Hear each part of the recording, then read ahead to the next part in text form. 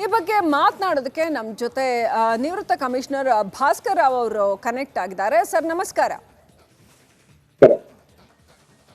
Sir, ನಾವು ಈ photo ನೋಡಿದ್ರೆ ನಿಜಕ್ಕೂ ಶಾಕ್ ಆಗುತ್ತೆ. ಮೊದಲಿಗೆ ದರ್ಶನ್ ಅವ್ರನ್ನ ಈ ರೀತಿ ಆರೋಪಿಯಾಗಿ ಅವರು ಪರಪ್ಪನ ಅಗ್ರಹಾರಕ್ಕೆ ಎಂಟರ್ ಆದಾಗ ಕೆಲವು ದಿನಗಳು ಅವ್ರನ್ನೂ ಕೂಡ ಬೇರೆ ಆರೋಪಿ ಥರನೇ ನೋಡ್ಕೋತಾ ಇದ್ದಾರೆ ಅಂತ ಅಧಿಕಾರಿಗಳು ಮಾತನಾಡಿದ್ರು. ನಾವು ಮಾಧ್ಯಮದವರು ಕೂಡ ಅದನ್ನು ನಂಬಿದ್ವಿ. ಆದರೆ ದಿನಗಳು ಹೋಗ್ತಾ ಹೋಗ್ತಾ ರಿಪಬ್ಲಿಕ್ ಕನ್ನಡ ಈ ಪ್ರಶ್ನೆಗಳನ್ನ ಬಹಳ ಸ್ಟ್ರಾಂಗ್ ಆಗಿ ಎತ್ತಿದೆ. ಪರಪ್ಪನ ಅಗ್ರಹಾರದಲ್ಲಿ ದುಡ್ಡಿದ್ದೋನೆ ಬಾಸು, ದುಡ್ಡು ಕೊಟ್ಟರೆ ಏನು ಬೇಕಾದರೂ ಸಿಗುತ್ತೆ ಅನ್ನುವಂಥ ಮಾಹಿತಿಗಳು ಬರೋದಕ್ಕೆ ಶುರುವಾಯಿತು. ಹಾಗಾಗಿ ಆ ಕುರಿತಾದ ರಿಪೋರ್ಟೇಜ್ನ ನಾವು ಮಾಡ್ತಾ ಹೋದ್ವಿ. ಮತ್ತು ಅದರ ಪರಿಣಾಮ ಏನೋ ಒಟ್ಟಿನಲ್ಲಿ CCB ರೇಡ್ ಆಯಿತು, ಎಲ್ಲವೂ ಆಯಿತು. ಆದರೆ ಪ್ರಶ್ನೆ ಇರ್ತಕ್ಕಂಥದ್ದು, ಮತ್ತೆ ಪರಪ್ಪನ ಅಗ್ರಹಾರ ಒಂದು ರೀತಿಯಲ್ಲಿ ಸೆರೆಮನೆಯಲ್ಲ ಅರಮನೆ ಅನ್ನೋ ಹಂಗೆ ಆಗಿದೆಯಾ? ಅಲ್ಲ, ನೀವು ಪರಪ್ಪನ ಅಗ್ರಹಾರ ಏನು ಪ್ರಾಮಾಣಿಕತೆಯ ತಾಣ ಅಂತ ನೀವು ಯಾಕೆ ತಲೆ ಒಳಗೆ ಇಟ್ಕೊಂಡಿದ್ದೀರಿ? ನೀವು ಅದು ಕೂಡ ಸರ್ಕಾರದ ಒಂದು ಸಂಸ್ಥೆ ತಾನೆ. ಯಾವ ರೀತಿ ನಿಮ್ಗೆ ವಿಧಾನಸೌಧ, BBMP ಮತ್ತೆ ಬೇರೆ ಸರ್ಕಾರದ ಎಲ್ಲಾ ಕಚೇರಿಗಳು ಭ್ರಷ್ಟಾಚಾರದ ತಾಣ ಇದಲ್ಲ, ಅದೇ ನಮೂನೆ ಪರಪ್ಪನ ಅಗ್ರಹಾರ ಕೂಡ ಭ್ರಷ್ಟಾಚಾರದ ತಾಣ. ಅದು ಇದಕ್ಕೆ ಅಧಿಕಾರಿಗಳಿಗೆ ನೀವು ಯಾಕೆ ಬ್ಲೇಮ್ ಮಾಡ್ತೀರಿ? ಅಲ್ಲಿರೋ ರಾಜಕಾರಣಿಗಳು ಯಾರು ಬಂದು ಆಫೀಸರ್ಸ್ಗೆ ಪೋಸ್ಟಿಂಗ್ ಮಾಡಿಸ್ತಾರೆ ಇತ್ಯಾದಿಗಳೆಲ್ಲ ಅವರು ಇದಕ್ಕೆ ಒತ್ತಡ ಹಾಕೋದು, ಮತ್ತೆ ಗೃಹ ಇಲಾಖೆಯ ಅಪ್ರಾಮಾಣಿಕತೆ, ಅದೆಲ್ಲ ಕಾರಣ ಇದೆ ಹೊರತು ಯಾಕೆ ನೀವು ಇನ್ನೂ ಈ ಕಾಲದಲ್ಲಿ ಇನ್ನೂ ಆಶ್ಚರ್ಯ ಪಡ್ತಿರಲ್ಲ? ಇಷ್ಟೊಂದು ಸುತ್ತಮುತ್ತ ಭ್ರಷ್ಟಾಚಾರ ಇರುವಾಗ ನೀವು ಮೇಲಿಂದ ಕೆಳಗಡೆ ಭ್ರಷ್ಟಾಚಾರ ನೋಡ್ತಾನೆ ಇದ್ದೀರಿ. ನೀವು ಮುಖ್ಯಮಂತ್ರಿ ಕಚೇರಿಯಿಂದ ಕೆಳಗಡೆ ಮಧ್ಯದಲ್ಲಿ ಯಾರಿಗೆ ಪ್ರಾಮಾಣಿಕವಾಗಿ ಇರಕ್ಕಾಗತ್ತೆ? ಪ್ರಾಮಾಣಿಕವಾಗಿ ಇರೋರ್ಗೆ ಯಾರಿಗೂ ಬಿಡೋದೋ ಇಲ್ಲ. ನೀವು ಯಾರು ಒಬ್ಬ ಅಧಿಕಾರಿ ಅಕಸ್ಮಾತ್ ಪರಪ್ಪನ ಅಗ್ರಹಾರದಲ್ಲಿ ಇದು ಸ್ಟಾಪ್ ಮಾಡಕ್ ಹೋದ್ರೆ ಅವ್ನಿಗೆ ತೊಂದರೆ ಕೊಟ್ಟು ಸಸ್ಪೆಂಡ್ ಮಾಡಿಸ್ಬಿಡ್ತೀವಿ. ಒಂದು. ಎರಡನೇದು, ನಿಮ್ಮ ಜೈಲ್ ಮ್ಯಾನ್ಯುವಲ್ ಒಳಗೆ VIP ರೂಮ್ ಇಲ್ಲ, VIP ಕೊಠಡಿ ಇಲ್ಲ. ಈಗ ತಾನೇ VIP ರೂಮ್ ಮಾಡಿಬಿಟ್ಟು ಎಲ್ಲರಿಗೂ ಐಷಾರಾಮಿ ವ್ಯವಸ್ಥೆ ಕೊಟ್ಟಿದ್ರ. ಸೊ ನೀವ್ ಹೇಳ್ದಂಗೆ ಯಾರು ದುಡ್ಡು ಕೊಡ್ತಾರೆ ಅವ್ರಿಗೆ ಎಲ್ಲಾ ರೀತಿ ಸೌಲಭ್ಯಗಳು ಕೊಡ್ತಾ ಇರೋದು ನೀವೇ ತಾನೇ ವ್ಯವಸ್ಥೆ ಕ್ರಿಯೇಟ್ ಮಾಡಿದೀರಾ.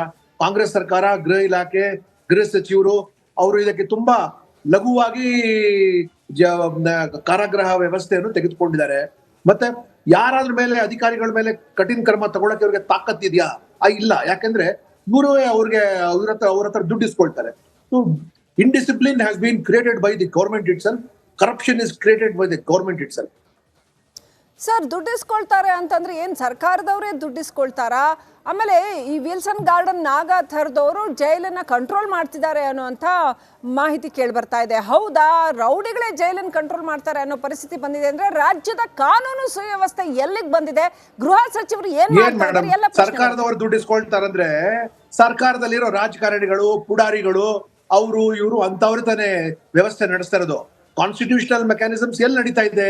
ಎಲ್ಲ ಇವ್ರಿಗೆ ನಾನ್ constitutional authority running the government. ಅಲ್ಲಿಗೆ ಇಲ್ಲಿ ಸರ್ಕಾರದ ಬೊಕ್ಕಸದಿಂದನೇ ನೀವು ದುಡ್ಡು ಡ್ರಾ ಮಾಡ್ಕೊಂಡ್ಬಿಡ್ತೀರಿ. ನೀವು ಕಂಡಾಪಟ್ಟೆ ಸೈಟ್ ತಗೊಂಡ್ಬಿಡ್ತೀರ ನೀವು ಅಲ್ಲಿಗೆ. ಮತ್ತೆ ಪೊಲೀಸ್ ಇಲಾಖೆ ಪೋಸ್ಟಿಂಗ್ಸ್ಗೆ ದುಡ್ಡು ತಗೊಳ್ತೀರಿ. ಅಲ್ಲಿ ನೋಡಿ, ಯಾದಗಿರಿನಲ್ಲಿ ಒಬ್ಬ ಸಬ್ ಇನ್ಸ್ಪೆಕ್ಟರ್ ಸಾವು ಆಯ್ತು. ಗೃಹ ಸಚಿವರು ಹೋಗಿ ಭೇಟಿ ಮಾಡ್ತಾರೆ. ಅಲ್ಲಿ FIR ಅಲ್ಲಿ ಒಬ್ಬ MLA ಹೆಸರು, ಇದುವರೆಗೂ MLA ಅರೆಸ್ಟ್ ಆಗಲ್ಲ. So what is the message you are sending?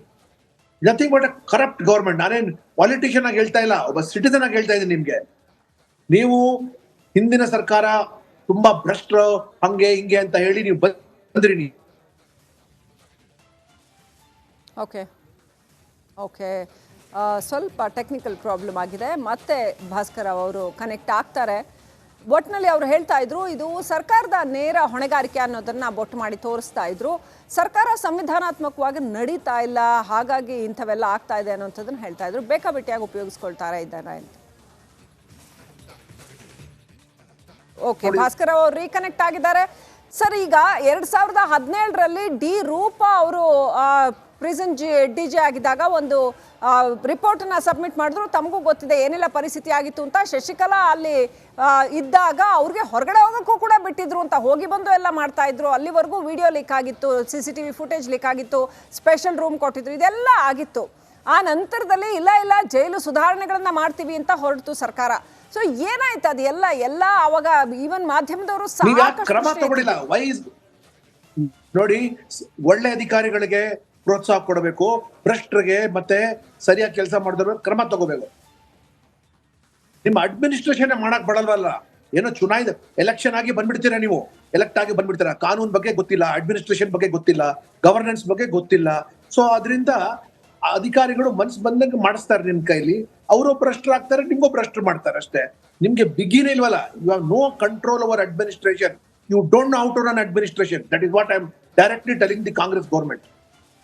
ಈಗ ಭಾಸ್ಕರ್ ಅವರೇ, ಅಧಿಕಾರಿಗಳು ಕೂಡ ಇವರ ದಾಹದ ಬಲಿಪಶುಗಳು ಅಂತ ಹೇಳ್ತಾ ಇದ್ರ? ಅಧಿಕಾರಿಗಳಿಗೆ ಸ್ವಾತಂತ್ರ್ಯ ಇಲ್ಲ ಜೈಲ್ ಸುಧಾರಣೆ ಮಾಡೋದು ಅಂತ ಹೇಳ್ತಾ ಇದ್ರಾ? ಅಧಿಕಾರಿಗಳಿಗೆ ಅವ್ರ ಹತ್ರ ಎಲ್ಲ ತಪ್ಪ ಕೆಲಸಗಳು ಮಾಡ್ಕೊಂಡು ಅಧಿಕಾರಿಗಳ ಮೇಲೆ ಅಧಿಕಾರಿಗಳ ಧೈರ್ಯ ಇದೆಯಾ ಇದೆಲ್ಲ ಮಾಡ್ಸಕ್ಕೆ? ನೋಡೋಣ, ಈಗ ನೀವು ಫೋಟೋ ತೋರಿಸಿದ್ರಲ್ಲ, ಡಿಜಿಪಿ ಪ್ರೆಸೆನ್ಸ್ ಇಂದ ಕೆಳಗಡೆ ಹಿಡಿದು ಸಸ್ಪೆಂಡ್ ಮಾಡಿ, ನೀವು ತಾಕತ್ತಿದ್ರೆ ಸಸ್ಪೆಂಡ್ ಮಾಡಿ, place DGP presence under suspension, place all the ನಿಮ್ಗೆ ದಮ್ ಇದೆಯಾ ಮಾಡಕ್ಕೆ? ಅದು if you are not conniving with the officers ನೀವು ಮಾಡ್ತೀರಾ, ಆದ್ರೆ ನಿಮ್ಗೆ ತಾಕತ್ತಿಲ್ಲ ಮಾಡಕ್ಕೆ ನಿಮ್ಗೆ, ಯಾಕಂದ್ರೆ ಅವ್ರ ಹತ್ರ ದುಡ್ಡು ತಿಂತೀರಿ ನೀವು, ಅಥವಾ ಅವ್ರ ಕಡೆಯಿಂದ ದುಡ್ಡು ತಗೊಳ್ತೀರಿ ನೀವು. ಸೊ ದುಡ್ಡು ತಿಂದು ಇಂಥದೆಲ್ಲ ಆಗಕ್ ಬಿಡ್ತಾ ಇದ್ದಾರೆ ಅಂತ. ಹಾಗಾದ್ರೆ ಜೈಲ್ ಯಾಕೆ ಬೇಕು? ಇವ್ರು ಸುಮ್ಮನೆ ಅವ್ರ ಮನೆಗೆ ಹೋಗಕ್ಕೆ ಬಿಟ್ಬಿಡ್ಬೋದಲ್ಲ? ನ್ಯಾಯಾಲಯ ಯಾಕೆ ಬೇಕು? ಕಾನೂನು ಸುವ್ಯವಸ್ಥೆ ಯಾಕೆ ಬೇಕು ಅನ್ನೋ ಪ್ರಶ್ನೆ ಬಹಳ ನೇರವಾಗಿ ಹೇಳುತ್ತೆ. ನೋಡಿ, ಎಲ್ಲಾ ಸಂಸ್ಥೆಗಳಿಗೂ ಹಾಳು ಮಾಡಿದ ನಂತರ ನ್ಯಾಯಾಲಯ, ಜೈಲು, ಪೊಲೀಸ್ ಅದು ಹಾಳಾಗ್ಲೇ ಆಗತ್ತೆ. ಅದು ಹಾಳು ಮಾಡಿ ಇಟ್ಟಿದಾರಲ್ಲ. ಸುಮ್ನೆ ಬರೀ ಎಲೆಕ್ಷನ್ ಗೆದ್ಕೊಂಡ್ ಬಂದ್ಬಿಟ್ರೆ ಯಾರು ನಾಯಕರಾಗೋಗ್ಬಿಡಲ್ಲ. ಬರೀ ಎಲೆಕ್ಷನ್ ಗೆದ್ಕೊಂಡ್ ಬಂದಿದ್ದಾರೆ ಅಷ್ಟೇ ಹೊರತು ದುಡ್ಡು ವಸೂಲಿ ಮಾಡ್ಕೊಳಕ್ಕೆ ಇದೆಲ್ಲ ಅವ್ರ ಕೂಡಾಡಿಗಳು ಸೇರಿ ಇದೆಲ್ಲ ಮಾಡ್ತಾ ಇರೋದಷ್ಟೇ. ಸೊ ನೀವು ಯಾಕೆ ಆಶ್ಚರ್ಯ ಪಡ್ತೀರಾ? ನೀವು ಅವ್ರು ಕೂತ್ಕೊಂಡು ಒಳ್ಳೆ ರೆಸಾರ್ಟ್ ಅಲ್ಲಿ ಕೂತ್ಕೊಂಡು ಕಾಫಿ ಕುಡ್ಕೊಂಡು ಸಿಗರೇಟ್ ಸೇರ್ಕೊಂಡು ಕೂತ್ಕೊಂಡಿದ್ದಾರೆ ಅಂದ್ರೆ ಎಷ್ಟು ಆರಾಮಾಗಿದ್ದಾರೆ. ಆದ್ರೆ ಆ ರೌಡಿಗಳಿಗೆ ಮತ್ತೆ ಕಾನೂನು ವಿರುದ್ಧವಾಗಿರೋರ್ಗೆ ಎಲ್ಲಾ ರೀತಿಯ ಸೌಲಭ್ಯಗಳು, ಪಾಪ ಯಾರು ಬಡಪಾಯಿಗಳು ಇರ್ತಾರಲ್ಲ, ಯಾರು ಕೊಲೆ ಸುಲಿಗೆ ಅವ್ರ ಹೊಟ್ಟೆ ತುಂಬಸಕ್ ಸಲುವಾಗಿ ಜಗಳ ಇತ್ಯಾದಿಗಳು ಮಾಡ್ಕೊಂಡಿರ್ತಾರ, ಅಂತವ್ರು ಮಾತ್ರ ಒಂದ್ ರೂಮ್ ಅಲ್ಲಿ 50 ಜನ ಬಿದ್ದಿರ್ತಾರೆ. ಉಳಿದವ್ರಿಗೆಲ್ಲ ಒಳ್ಳೆ ರೆಸಾರ್ಟ್ ಅಲ್ಲಿ ಇದ್ದಂಗೆ ಇರುತ್ತಲ್ಲ ಅಲ್ಲಿಗೆ. ಓಕೆ, ಇದೆಲ್ಲ ಗೊತ್ತಿದ್ದು ಕೂಡ ಭಾಸ್ಕರ್ ಅವರೇ, ನೀವು ಬಹಳ ಜವಾಬ್ದಾರಿಯುತವಾದಂಥ ಒಂದು ಸ್ಥಾನದಲ್ಲಿ ಇರೋರು, ಅಂದರೆ ಒಂದು ರಾಜಕೀಯವಾಗಿ ಒಂದು ಒಳ್ಳೆ ಪ್ರಿವಿಲೇಜ್ಡ್ ಸಪೋರ್ಟ್ ಕೂಡ ಇದೆ ನಿಮಗೆ. ನೀವು ಕಮಿಷನರ್ ಆಗಿದ್ದಂಥವ್ರು, ನೀವು ಮನ್ಸು ಮಾಡಿದ್ರೆ ಇದ್ರ ವಿರುದ್ಧ ಒಂದು ಚಳವಳಿನೇ ಮಾಡ್ಬೋದು. ಪ್ರತಿಪಕ್ಷದಲ್ಲಿದ್ದೀರಿ, ಖಂಡಿತವಾಗ್ಲೂ ಸರ್ಕಾರನ ಬಡ್ದೆಬ್ಸೋ ಅಂತ ಕೆಲಸ ಮಾಡ್ಬೋದಲ್ವಾ? ಚಾಟಿ ಏಟ್ ಕೊಡ್ಬೇಕಲ್ವಾ ಸರ್ಕಾರಕ್ಕೆ? ನೋಡಿ, ಇಲ್ಲಿ ಇಂಟರ್ನಲ್ ಸಿಸ್ಟಮ್ ಸರಿ ಮಾಡ್ಬೇಕು ಅಂದ್ರೆ message has to come from the top. ಮಧ್ಯದಲ್ಲಿರೋ ಯಾರು ಅಧಿಕಾರಿಗಳು ಮಾಡಕ್ ಹೋದ್ರೆ ಅವ್ರಿಗೆ ತೊಂದರೆ ಕೊಟ್ಬಿಡ್ತಾರೆ. ಯಾರಿಗಾದ್ರೂ ಆನೆಸ್ಟ್ ಆಗಿ ಇಡಕ್ ಬಿಡ್ತಾರ ಗವರ್ಮೆಂಟ್ ಅಲ್ಲಿ? ಅವನಿಗೆ ಅಥವಾ ಅಲ್ಲಿ ತೆಗೆದು ಬಿಡ್ತಾರೆ, ಅಥವಾ ಅವನ ಮೇಲೆ ಫಾಲ್ಸ್ ಕೇಸಸ್ ಹಾಕ್ಬಿಟ್ಟು ಹೋಗ್ಬಿಡಿ. ಸೊ ನಾವು ಹೋಗಿ ಹಾಳಾಗ್ಲಿ ಅಂತ ಬಿಟ್ಬಿಡ್ತೀವಿ. ನಾವು ಯಾಕೆ ಅದಕ್ಕೆ ತಲೆ ಕೆಡ್ಸ್ಕೋಬೇಕು ಅಂತ ನಾವು ರಿಸ್ಕ್ ತಗೊಂಡು ಮುಂದೆ ಹೋದ್ರೆ there is nobody to protect. ನಾವು ಸೇವೆಯಲ್ಲಿ ಜಾಯಿನ್ ಆಗುವಾಗ ಅಟ್ಲೀಸ್ಟ್ ನಮ್ಮ ಸೀನಿಯರ್ ಆಫೀಸರ್ಸ್ ಪ್ರೊಟೆಕ್ಟ್ ಮಾಡ್ತಾ ಇದ್ರು. 1-2 ಜನ MLA ಗಳು, ಕೆಲವರು ಮಿನಿಸ್ಟರ್ ನಮಗೆ ಟ್ರಾನ್ಸ್ಫರ್ ಮಾಡಕ್ಕೆ ಯಾರು ಬಂದ್ರೆ CM ಹತ್ರ ಹೋಗಿ ಹೇಳೋರು, ಇಂಥ ಒಳ್ಳೆ ಅಧಿಕಾರಿಗಳು ಇಟ್ಕೊಳ್ಳೋದು ಬಿಟ್ಬಿಟ್ಟು ಯಾಕೆ ನೀವು ಅವ್ರಿಗೆ ತೊಂದರೆ ಕೊಡೋದು ಹೇಳೋರಿದ್ರು. ಈಗ ಯಾವ ಮಂತ್ರಿ ಹೋಗ್ಬಿಟ್ಟು ಮುಖ್ಯಮಂತ್ರಿಗೆ ಹೇಳ್ತಾನೆ ಈ ಆನೆಸ್ಟ್ ಆಫೀಸರ್ಗೆ ನೋಡ್ಕೊಳ್ಳಿ ಅಂತ? ಯಾವ ಮಂತ್ರಿಗೂ ತಾಕತ್ತಿಲ್ಲ, ಯಾವ CMಗೂ ಮಾರಲ್ ಕೆಪಾಸಿಟಿ ಇಲ್ಲ ದಟ್ ಒಂದು ಒಳ್ಳೆ ಅಧಿಕಾರಿಗಳು. ಇತ್ತೀಚಿಂದ್ರೆ ಒಳ್ಳೆ ಅಧಿಕಾರಿ ಯಾರಂದ್ರೆ ಚೆನ್ನಾಗಿ 2 ಕೈಲಿ ಬಕೆಟ್ ಹಿಡಿತಾನೆ ಅಲ್ಲ, ಎಲ್ಲದಕ್ಕೂ ತಲೆ ಬಗ್ಸಿ ಮಾಡ್ತೀನಿ ನೀವು ಕಾಲಿಂದ ತೋರಿಸಿ ಕೈಯಿಂದ ಮಾಡ್ತೀನಿ ಅಂತ ಅವನಿಗೆ ಒಳ್ಳೆ ಅಧಿಕಾರಿ ಇರ್ತಾರೆ. ಪ್ರಾಮಾಣಿಕವಾಗಿರೋರು, ಚೆನ್ನಾಗಿ ಕೆಲಸ ಮಾಡೋರ್ಗೆ ಯಾರೋ ಇದು ಮಾಡಕ್ಕೆ they will not allow them to do it at all.